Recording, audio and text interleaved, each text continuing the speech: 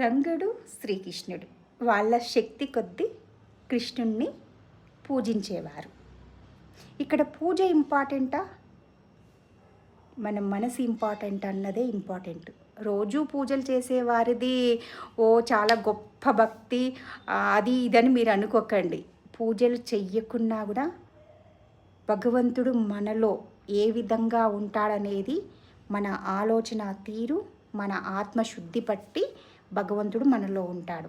ఆ భగవత్ సాక్షాత్కారం నేను పొందాను, నో ప్రాబ్లం. ఫస్ట్ నుండి కూడా నాకు మనిషిలో చెడుని చూడటం అలవాటు లేదు.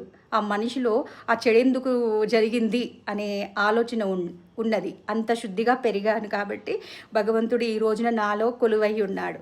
సో అది పక్కన పెట్టండి. నా జన్మ ఆల్రెడీ ధన్యమైపోయింది.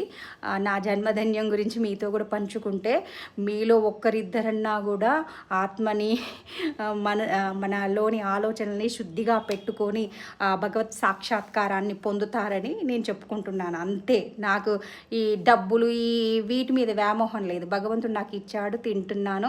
ఈ యూట్యూబ్లో నిజంగా బాబా సాక్షి అండి, యూట్యూబ్లో నాకు రూపాయి రావాలని ఆశ అస్సలు లేదు. బాబా సాక్షి, కేవలం మంచిని పంచాలి, అదే నా సంకల్పం. సో శ్రీకృష్ణుడు అండ్ రంగడు ఎట్లా దగ్గర అయ్యారనేది ఈ కథ నీతి చెప్తుందన్నమాట. రాజుకి అహంకారం ఎక్కువ కాబట్టి శ్రీకృష్ణుడికి రంగడంటే చాలా చాలా చాలా ఇష్టము. అహంకారం ఉన్న చోట దేవుడు ఉండడు.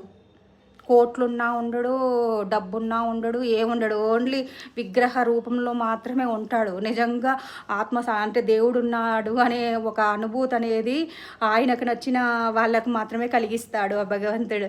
సో రంగడు తను కన్నీళ్ళతోని అసలుకి ఎంత ఒక మనిషితోని చెప్పుకునే విధంగా రోజు ఎవ్రీడే అతనితో చెప్పుకునేటోడు అనమాట. ఇది చెయ్యి, అది చెయ్యి అంటే ఇప్పుడు మనిషి మనతో ఎలా ఉంటారో అలా చెప్పేటోడు అనమాట. సో ఒకసారి ఇటు సైడ్ వెళ్తున్నప్పుడు ఈ రాజు దగ్గర ఉన్న ఆ విగ్రహాన్ని రంగడు చూస్తాడనమాట. రంగడు చూసి మైమర్చిపోయి నా కిట్టయ్య ఇంత అందంగా ఉన్నాడు అని చూస్తూ ఉంటాడనమాట. చూసి ఇలా చూస్తూ ఉండిపోయే టైంలో ఆ రాజు చూసి, అరే ఏంట్రా నువ్వు మలినమైన దుస్తులతో, అంటే ఈయన అంటే శుద్ధిగా మడికట్టుకొని ఎవ్రీడే జామునే 5 గంటలకు లేచి పూజలు చేసుకునే ఒక అతను ఆ రాజు.